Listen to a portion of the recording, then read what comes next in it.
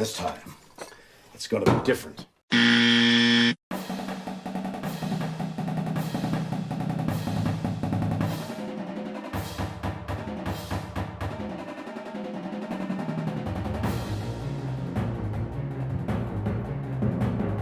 Welcome in, everyone, to Barely Educated. We are here to talk, well, the aftermath of the Texans game and preview the Colts and a whole lot of other catching up to do. It is a hot Saturday morning. I am back from week one of soccer for my two littles. 6 and 8-year-old both had their soccer games today. Won by a combined score of 20-4. Oh my gosh. What? I only mentioned that because that's what the Bears are going to do to the Colts. It's right. The Bears. I don't know where the safeties come from. The punts, maybe. But they won't be punting. No, I don't know. So anyway, it was hot out there today. We've had a crazy week. My parents were in town. That was good. Good to see them. But it did mess up our schedule just a little bit. So recording this at like 2 o'clock on Saturday, which is definitely different, but fresh off of on the heels of a victorious soccer Saturday morning. Chris, how are you? Football. Doing all right. Doing good. Had a 3-day weekend, no classes yesterday for a mental health day, they called it, for the students. So I appreciate the school taking mental health seriously, you know, so. But not mental health for the professors. Not for the professors, no. Yeah, I missed a band rehearsal, which is not good for my mental health, but that's okay.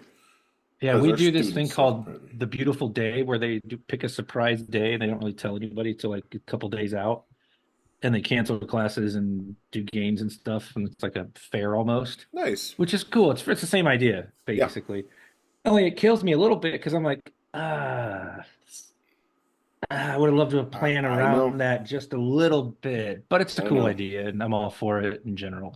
Yeah. So as Bears fans, we could really use a mental health day sometimes after the post game. And maybe this is one of those post games I'm glad we're doing 6 days away from the game. Yeah, that's a good point. All right, so the Texans beat the Bears. That's no surprise. The Bears being 1-1 is no surprise. And I think most of us would admit if you said the Bears are going to have the ball with 2 minutes or whatever to go and have a chance to go down and win the game with a touchdown, we probably would take that. Yeah. But it's how that went down, that whole game. That's a little bit of a bitter pill to swallow. For me, how did you feel in the aftermath? If we can just kind of go back for a second without getting too, bad in the mental health after mental health day. I was really, really irritated Sunday night and a chunk of Monday, and I usually make it a goal not to let it linger to the next day. But, man, I hated seeing the same sorry blocking that we always see and the same sorry offensive play calling that never seems to have an answer, especially in the second half. How about you? You nailed it. It's the how it went down that bothered me because, like you said, if you just look at the stats, 1-1, lost on the road to Houston, who is probably an AFC contender. The Bears were 6.5-point underdogs and lost by 6. So, hey, they covered the spread. Buddy Bryant. I didn't even have to say it. Look at that. Yeah. But getting to that point, seeing Rome drop a touchdown pass, seeing when you're so desperate for both he and Caleb to get their first touchdown. Yes, 36 of 37 passes were under duress for Caleb. The offensive line, man, there's some video out there of Nate Davis just kind of spinning around like a top. Like, what the heck is going on there? Yeah, he was confused. The play was supposed to go outside on the really viral one. And he was like, wait, who am I blocking? I don't know, man. Just hit somebody at some point. Hit someone, yes. Like we used to tell the high school kids, like, if you're going to be confused violently, like be confused with aggression. It's like, just, I guess I won't block anybody today, you know. And now Nate Davis is hurt, and we're spared a week of Nate Davis hand wringing, at least based on the film. Yeah. I mean, Tevin Jenkins, I think, had his worst game as a pro. I'm kind of tired of coming on here and being like, I think X lineman or lineman A had his worst game. Like, he was horrible. Seems to happen a lot. He's usually good. Mm-hmm. Yep. A couple things I wrote down too. Like I'm a little concerned about Shane Waldron. Is he hamstrung by the line, or was he unable to get something to work with the line that he's hamstrung by?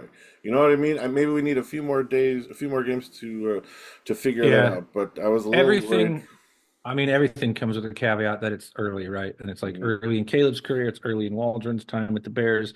It looks like an offense that didn't have any answers and was very sloppy, and they're probably still learning some of it. But a lot of teams have iffy O lines because Yep. there's just not good enough good ones. Like that's one reason defenses are ahead again, is there's just so many good pass rushers and not that many great linemen to counter it. So you got to do some of the things that you see around the league to help mitigate that. And I'm not talking screens to Gerald Everett. So like I definitely give Waldron a fair share of the blame here. Yeah. Probably you would rank it line first. Hmm. And it definitely did limit what he could do, but he didn't do the other things he could have done nearly enough. The only draw that I remember, straight up draw, was to Travis Homer, Ugh. who was getting too many snaps, and now he's on Yeah. IR. So we're spared that one. As Cousin Nate put it, they just took away one of Waldron's binkies. Yes, well said. Why is Roshan Johnson not getting on the field since you brought up Travis Homer? The only I thing I would, can think of is he's still learning the offense because he missed all that time in August. He's better at all the things that they're playing yes, Homer for, to block mainly. that's That's what his whole thing. that's what I'm frustrated with. Exactly that. And Yep. and the other thing I'm really frustrated with that relates to all this is all the same basic point, is personnel usage, which also involves DeAndre Swift running up the middle where he's no good, losing 4 yards on the very first play of the game. Khalil Herbert is the running back if you want to run between the tackles. Oh, I know it's too predictable. Yeah, but they're spending so much time trying to be cute and unpredictable and having guys like DeAndre Carter blocking for guys like Gerald Everett I don't get that the it. play just stinks because the wrong guys are doing the wrong things. Stop falling in love with the play and use your players, Why is this is the best players. the third OC in a row that we're having this same conversation? It's frustrating. DJ Moore needs the ball more. Rome needs the ball more. Komet needs the ball more in the right places. And I would say Khalil Herbert needs the ball more because I think he's a better runner through 2 games of Swift's career. I haven't seen Swift that much as a Bear. I know he had 1,000 yards last year. He's great in space. If you're trying to run a lot of outside zone because you're blocking it up better, then Hmm. sure, use him more. You want to use him on the swing pass? Yes. Him on the screen? Yes. You're completely ignoring too many of your best players, or not completely ignoring someone like DJ Moore, for example, but you're not doing enough to just get them the ball and let them make plays. We waited until the Commanders game last year to see that. Mm. It just feels like history repeating itself way too much. Yep. But you did just play the best defense you're going to play for quite a while. One of the only ones with 2 stud edge rushers and a really good shutdown corner. It does, in theory, on paper, get easier from here. And I suppose it's worth noting as a complete team, I think the Texans are one of the few teams that you could see a scenario in January like they can beat the Chiefs.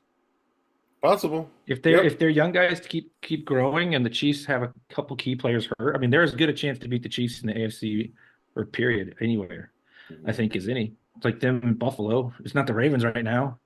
Yeah. No, it's not. It's not the Bengals right now, though they basically had them beat. So maybe it still is the Bengals if they can get there. But now they're 0-2. My point is they just play one of the hardest teams they're playing all year. And so when we woke up Monday, it was like, same old stupid Bears. How did Yeah. Caleb Williams get out of that game healthy? That was another thought. Yeah. 7 sacks. Is that right? Is that what happened to No, I him? mean just teeing off on him in the last Mm-hmm. couple. Yep. So you wake up annoyed. By Saturday, you're like, okay, still early, it's still a work in progress. And I do want to say that everything we just discussed is fair and I think reasonable and not just emotional. And it's also fair to say it's game 2 of at minimum 3 or 4 years of Caleb Williams as the QB, and hopefully more like 15. Same thing for Rome. Yep. Waldron probably doesn't apply. You're not going to have him that long. Probably not. But that's why the plan to not get an offensive head coach was so bad. But anyway, don't get me started on that. I'm still annoyed.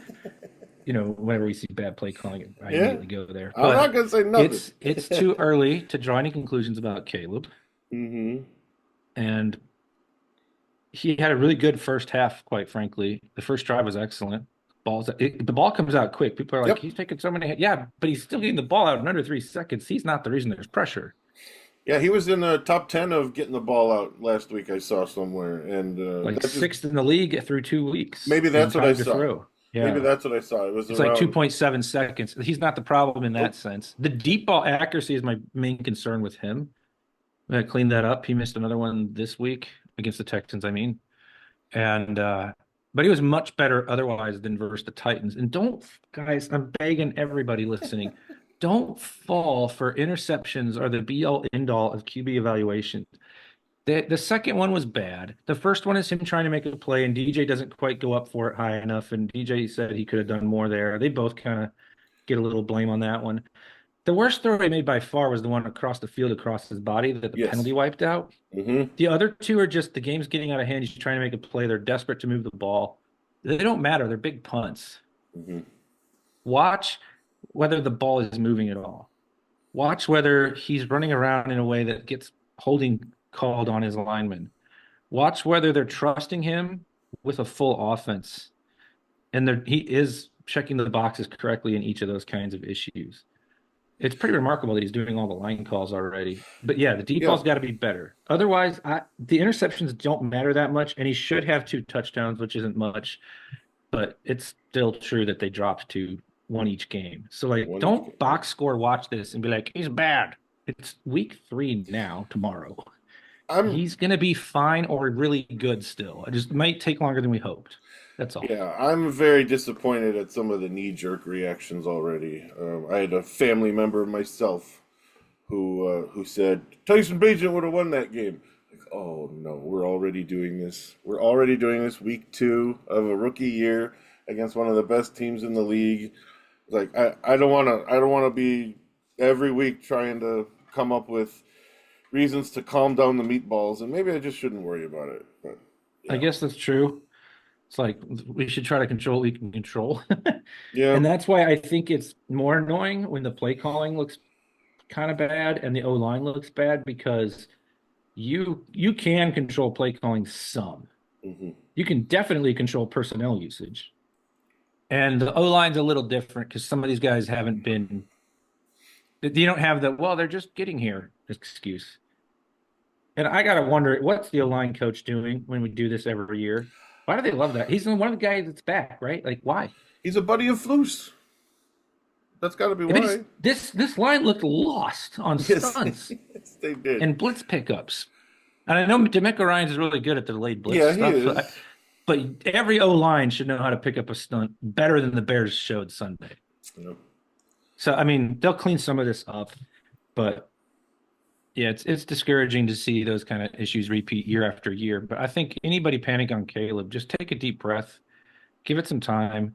Honestly, even the bye week isn't long enough, really. Even though I think he'll be playing better by then. He's not going anywhere. So let's get behind the idea here. Not nitpick everything to death.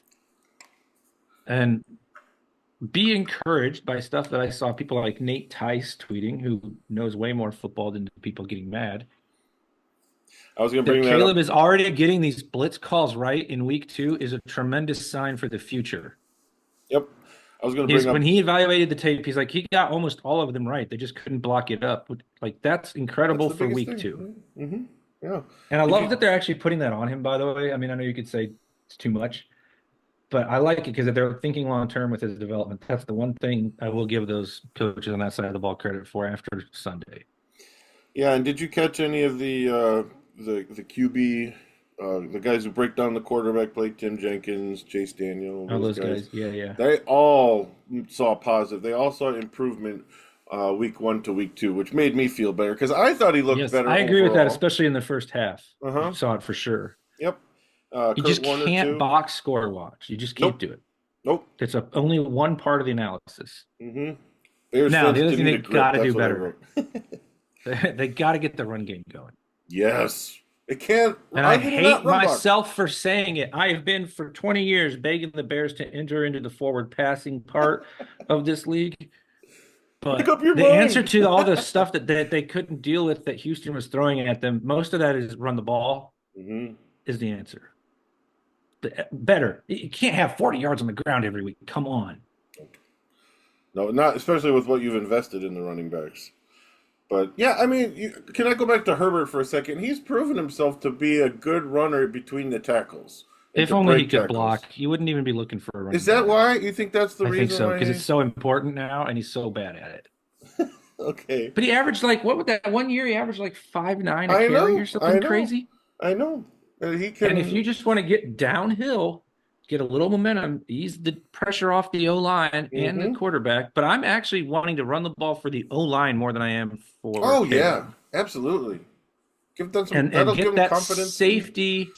Or no, sorry, get it to where those linebackers can't scream up field all the time. They got to think, oh, am I going to run past the back instead? And then you can take the top off the defense, and then the safeties have to back up, and now you have a real offense.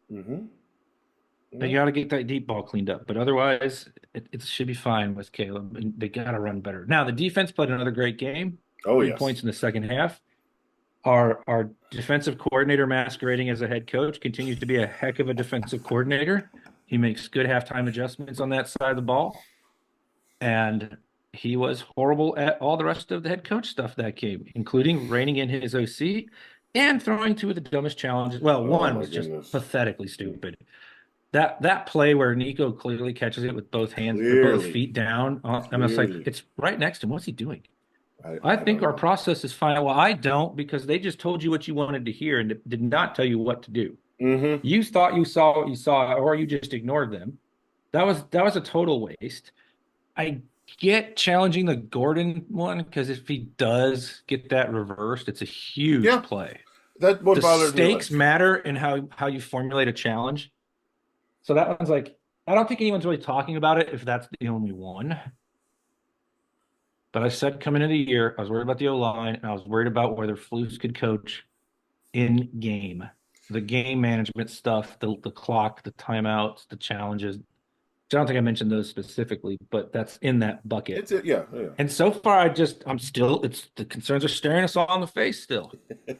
He's got really good DC. Around him, He's really good DC, and he plays young guys. Love those two things about him. Yep. Second half adjustments by the defense have been fantastic. Absolutely fantastic. And really, I think I didn't get back to it on the defensive side of the ball with my parents in town. I didn't have time to watch as much as the videos and stuff that I watch usually. Did they put Jalen on Nico Collins more? Because he was killing him those first couple drives, and then it was not there near as much. I am not sure about that. I know they kept picking on Tyreek, but was that just because Nico was moving around and Jalen's on him if he's over there? And he's not. That's what I think. It seemed like he wasn't Jalen was not consistently on him. Sometimes maybe they split. So they found some answer besides just put Jalen on him. So that's actually even better on the coach side, sort of. Although you could always just put Jalen on people. Okay, and the pass rush was better than I thought it would be. Shout out to Billings and Jervon Dexter, who keeps playing really well. Jervon's doing exactly what we needed. When Montez almost gets a sack, Jervon's cleaned it up because the guy steps up to avoid Montez, and Dexter's right there. That's what we need. Definitely doing what we need there. Linebackers had another good game. It's just Stroud's good. That's a good team. Yep. And it's a lot easier to say this on Saturday than on Sunday or Monday. You got to be by a good team. The sky's not falling. Let's see what happens this week. Yep. All right, beat up ready Colts to put that game to bed. Yep. You got a hot take for us? I got a hot take for you. Yes. And after the ribbing I took last week from you and former student Tim's texting about, what did he say? That hot take was warmer than ice cream. Is that what about as warm as ice cream? Not as warm as that's what it was. Guys, I tried to talk him into before we hit record to calling it the Teichler tepid take. Which has great alliteration, but he wasn't going for it. So, all right, let's hear it. No, I'm going to reinstate your faith in me. Okay. Shut up, Tim. We're heading into Game 3 of the Caleb Williams era, and admittedly, it's been underwhelming. Perhaps because we saw C.J. Stroud look incredible as a rookie last year, we expected the same, if not more, from Caleb, and right as the season started. Well, we're still waiting, even waiting for his first touchdown pass. But against the Colts, we will have to wait no more, as Caleb will have not just one, but two touchdown passes against the Indianapolis Colts thus restoring hope in the future with this young man under center for the beloved. Thank you, my friend. Okay, so that's like a bold prediction meets a hot take. 2 pass TDs, not 1 pass and 1 run or 2 run. 2. All right, and I'll add one of them will be to Rome. I like it. We'll double up on the getting the monkey off the back. Yes. For both our talented rookies, and Rome's going to be fine too. Same thing I said about Caleb. Everyone chill out. Also, he was open a couple of times, and the pass rush just didn't give Caleb a chance to make the throw. It's fine. I don't have the hot take. That's your thing. I do have a meatball moment. Let's hear it. The meatball moment. My meatball moment was when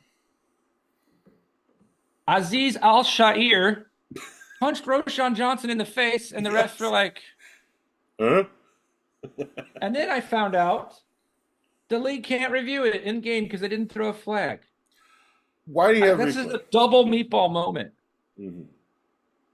Why is that the rule? What's wrong with you people? Kill me now, man. This is so stupid. The number one frustration I have every week with watching the NFL is not the Bears offense. It's the officiating and the convoluted rules. That should 100% go right to New York, and they should go, hey, that guy, get him out of there. At least that, yeah. If you're not going to do anything on the field. And then they fined him like $15,000 the other day. Well, they didn't throw the flag, so they can't review it. That's stupid. It's a fight. They should review every fight, guaranteed, every time. Yeah, I'm at a loss, too. You got all the cameras there. Everyone saw it. They were talking about it in the booth. It was obvious. It was egregious. And, kudos to Roshan for just like, what are you doing, man? Hilarious. For not punching back. What are you doing? Yeah. I always love when a guy punches a guy wearing a helmet. Like, yeah, I hope you break your hand. Mm-hmm. Great job by Roshan. And I'm not mad about this because it happened to the Bears, and maybe they scored that drive and doing all the what-ifs about the game. I'm mad because the league continues to have a problem where stupid rules make it less enjoyable. And eventually, every now and then, we get them costing teams in a big moment down the road in the playoffs or something. Mm-hmm. And it's like, why are the rules still always an issue? I get that catching everything live is difficult. Like, officials have a hard job. Like, we clown on them and everyone else does. And we're like, oh my gosh, there's the Packers with the patented pass interference left. And I thought the call in the Bengals-Chiefs game was pretty iffy. He's allowed to play the ball too. And the Bengal guy actually is drifting back into him. Thought that was a bad call. And everyone's like, oh, they're favoring the Chiefs. No, it's just hard. It's just difficult. So make the rules not the problem as much as possible. There's just no reason not to review a fight. It doesn't make any sense. College does it no matter what. Mm-hmm. They didn't throw a flag for targeting. They'll still review targeting. Right.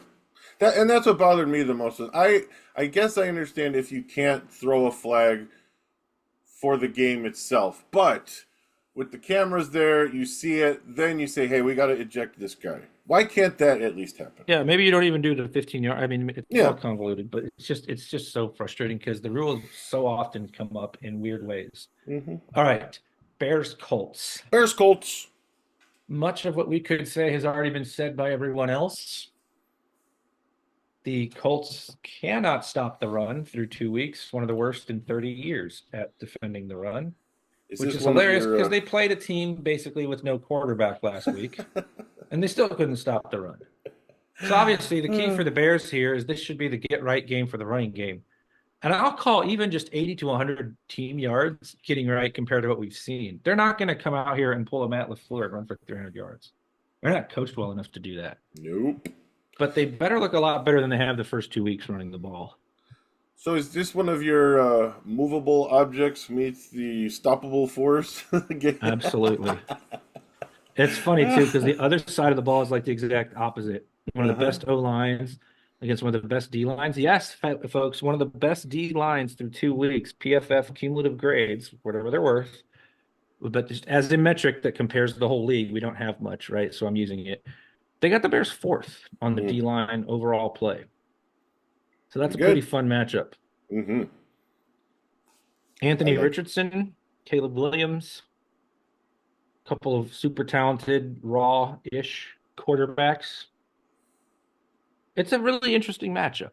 Mm-hmm. Normally, the way I like to go through how I pick people who have been listening for are probably pretty familiar with by now, is QB matchup, even though they don't play each other, but who has the better QB, who has the better coach, who has the best single like unit between the offenses and the defenses. And I would say QB is a wash, if not advantage Bears, depending on which Richardson you get, right? He's got less experience than Caleb Williams, even though he's Which is not crazy, the rookie, because he played so little in college. Yeah. Then you say, well, I'd throw the college stuff out. Okay, well, now it's back to maybe Richardson. It's like really hard to figure out who's actually better tomorrow out of the two of them. Yeah. But it's not a stretch to think it could be Caleb. It could be not Caleb. I'm just like kind of throw your hands up. Coaches. Both are good at their one thing and kind of unproven at doing the other side of the ball. See also the Colts run defense, right? Yeah. Who has the best unit in this game on offenses or defenses? Bears defense. Not special teams just doesn't make quite as much impact to do this. It's the Bears defense. Right. By far. Right. That's an important part of having tactics. By far, I can live with that too. So doesn't that mean we should pick yet another game to kind of look like a 23-13 type of game? You would where the defense basically wins it. Maybe they get beat deep once or twice, but I just think this is like the perfect game for his defense. He wants to make you efficiently throw the ball from the pocket. They want to shut down your running game. The Bears do. They want to keep you from beating them deep, and they want to make you be efficient in the short passing game until you screw up. Yep. That sure seems to be the kind of game that Richardson would struggle with. Exactly. Assuming they don't let him beat him deep. I don't see that happening with this Bears secondary. Bears secondary is pretty good. Yeah. We talked about the line. The back seven's one of the best in the league, too. We all knew that coming in. Right. That's right. Right. If the Bears lose, you'd think it was because the offense or the special teams really hurt the defense, or the defense just had a randomly horrible game. I mean, I just think this is a game the Bears D should win for you. It's hard to see the Colts 0-3 and stuff like that. Seems weird, but that doesn't really affect anything once the ball's in the air. Yeah. The best unit on either side of the ball is the Bears D by far. If the Colts win, it's going to be like a 16-13 or something like that. Yeah, we just couldn't get over the hump offensively. Yeah, which would be terrifying against the because there's no the Buckner's hurt. DeForest Buckner's out. Yep. So on defense, that's got to. I just need to know: did Shane Waldron and the coaches did they watch the same game we did? Did they see the same offensive line? I want everyone to know as he said that Chris was covering his face with his hands. A metaphor for their blindness. You know what I mean? Okay, in the post-game, or not post-game, midweek stuff, it kind of sounded like he admitted they needed to make changes. Okay, why can't Bernstein thought that for sure. Sorry. Dan Bernstein, a.k.a. Bernsey. I don't want to upset him. Somehow Bernsy's better than his last name. I don't get that. I don't get it. The whole thing is radio is just ridiculous. It's even more ridiculous than normal the last 2 weeks. But he had the impression that Waldron was acknowledging the same mistakes. So I wondered, will this also be a game where the Bears pendulum swings way the other direction and they run a ton and they're determined to keep running and just wear them out, and it's just like ugly, but it gets the job done? I still want a good game from the passing attack, but mostly I just want to get out of there with a win, go into next week with the Rams and their ambulance, whatever they're bringing with them, because half the team's hurt. Just that was a loss, and now half of the team's hurt, and you're like, oh wait, we can beat that version of the Rams. You can be 3-1 going into the Panthers game. They won't have Cooper Kupp or Puka Nacua that week. So that so like all of a sudden everything. That's not that scary. And you're like, wait a minute, the Bears could rattle off a decent amount of wins here out of nowhere. Yeah, before the schedule gets harder, and like the Colts game is actually harder than the next couple. Yeah, and Green Bay gave you the blueprint last week. So and the Colts are going to do what the Bears are doing now, right? They're having the same conversations about how bad the D looked. So they're going to come out determined to stop the run and all that stuff. Oh man. But you better not be this confused by a blitz or a stunt anymore That's the whole rest of the season. Is it too much? Maybe the Vikings, because they do that too. Sorry. Is it too much to ask that the offensive line and the offense just look better, just look competent? this week. Is that I know too we're not. much I don't even feel like I set the bar that high. No offense. It was a I fine know, hot take. I The know. hot take is 2 touchdowns. It's not like you asked for 5. I asked for 2. 2 passing touchdowns. 2. We're like, oh man, that's a tall task. Only the Bears. Only the Just Bears stop it. across regimes. Being the Bears on that side of the ball and be the rest of the league and continue to be the Bears on the other side of the ball, and we'll be off to the races. All right, but I officially think the Bears are a much better team as we sit here right now through 2 weeks.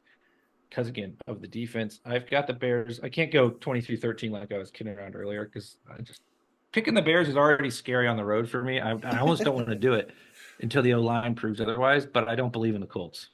That's it. So I got the Bears 23, Colts 16. I keep picking scores like that because I just think the league's ugly. Teams are bad in the red zone. There's lots of settled for field goals kind of scenarios. Mm-hmm. How about you? I'm going to go Bears 27. Woo! 13. He's got his 2 touchdowns, everyone. I do. Maybe that's my hot take. Oh, you got the blowout. I like it. Man, that'd be nice and easy to watch, right? I think that this defense is going to make life for Anthony Richardson miserable because I do too. And again, that's the key to this game at the end of the day. Yeah, just do what they've been doing, and they're probably in trouble. He's less than 50% completions, right? Yeah, even the game that was better against the Texans, it was basically 3 deep balls.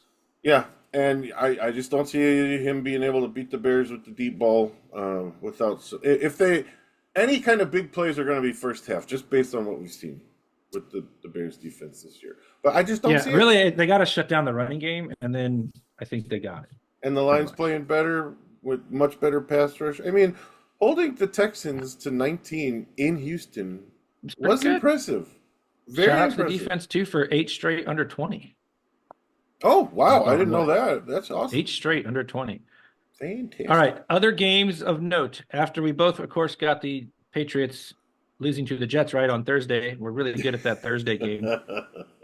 We've got aforementioned Texans 2-0. As everyone expected, the 2-0 Minnesota Vikings and Sam Darnold. Of course. Yes. No Joe Mixon confirmed just an hour ago or something. So Houston minus their best running back on the road at Minnesota. Minnesota getting 1.5 points because Houston's really good. Yeah. And obviously, the Texans are better. Minnesota's playing really well. They're really good on the coaching staff, man. The defense is confusing. People don't know where they're coming from. They'll get like everybody up on the line and then drop to a cover 2. You're like, how in the world? They're fun to watch, man. The coaches are cooking. But I still think Houston wins this. The gap in QB play, it'll be one of those games where that's noticeable at the end. Okay. Yeah. Give me Houston. I was surprised how the Vikings not only beat the 49ers, but it was pretty. That was a big time win. Yeah. As far as week 2 can be. You're like, wait, you don't stink like we all thought. Yeah. I mean, it's one score, 23-17, but still.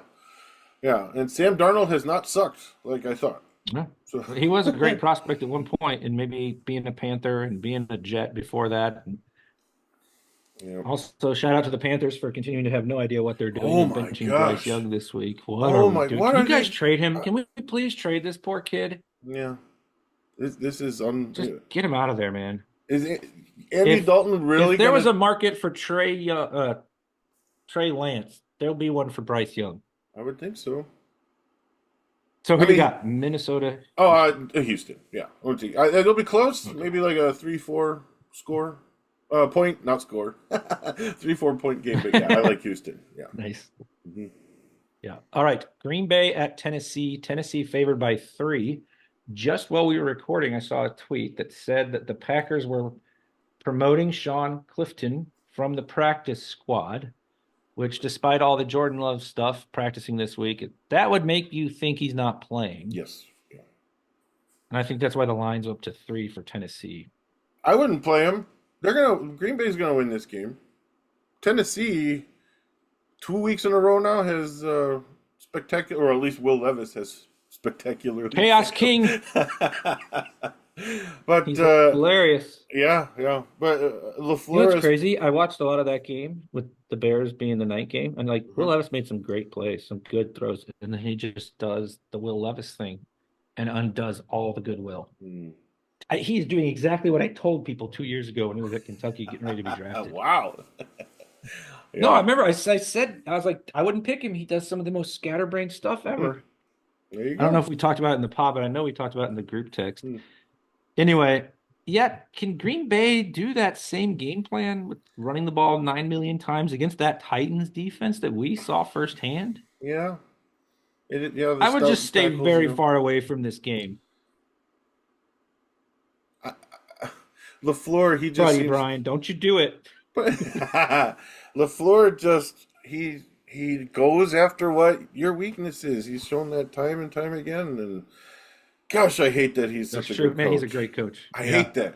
Hate that. Only because I'm a local, I'll pick the Titans, but I think Okay. it's going to be disgusting, and I'll say Green Bay covers. Okay. Yeah, I think Green Bay's gonna win. But you're probably right about that. I'm not I going to lie. hate- All right, hate Baltimore. 0-2 Baltimore. 0-2 At Baltimore. 1-1 Dallas. There's a scenario where one of these teams is really, really upset coming out of this one. Basically, it's a toss-up. Dallas is getting a point, so Vegas thinks Baltimore is better overall. Well, I think most would agree with that. I think most people do. I can't see. This is stupid. This is exactly what you don't do. But 0-2 teams tend to win 70% of the time, I saw. And I just can't imagine the Baltimore Ravens being 0-3. Didn't they go 14-3 or 13-4 last year? Yeah. They're already going to be 0-3. I figure they pull it off on the road, and Dallas's defense looks terrible other than Micah Parsons. So Poor Micah. Trade Micah to the Bears. Get him in a good. yeah, that's a good idea, definitely. But yeah, I don't see Baltimore going 0-3. No way. So Yeah, and I will, all right. with much Schadenfreude, pick them to beat the Cowboys. Yeah, there's not great analysis, but it is a thing. 0-2 teams win 70% of the time. Let's not talk about that as pertains to the Colts. Yeah, Okay, right. one last game I wanted to do because it's right. the division. Detroit 1-1 at suddenly feisty Arizona 1-1. On the road, I did not expect Detroit to lose to Tampa, even though they were on the road there. But Tampa's pretty good so far. Tampa has been pretty good. But I like Detroit getting back on track against Arizona. Yeah, same here. As much fun as it would be to have picked all the non-division teams to beat the division teams, I think Arizona had a really impressive win against a team on the ropes, man. I mean, that Rams team they were dropping like flies. Yeah. I think this will be a really fun game to watch, though. I think it could be a shootout, and I think both these teams could be playoff teams. Arizona might be better than we all thought. I think so. Way too early. And Detroit, At this they point. bounce back. They're too good to, They are too I think, good. lose 2 in a row unless they're playing the elites. So give me Detroit. All right, take us out of here, sir.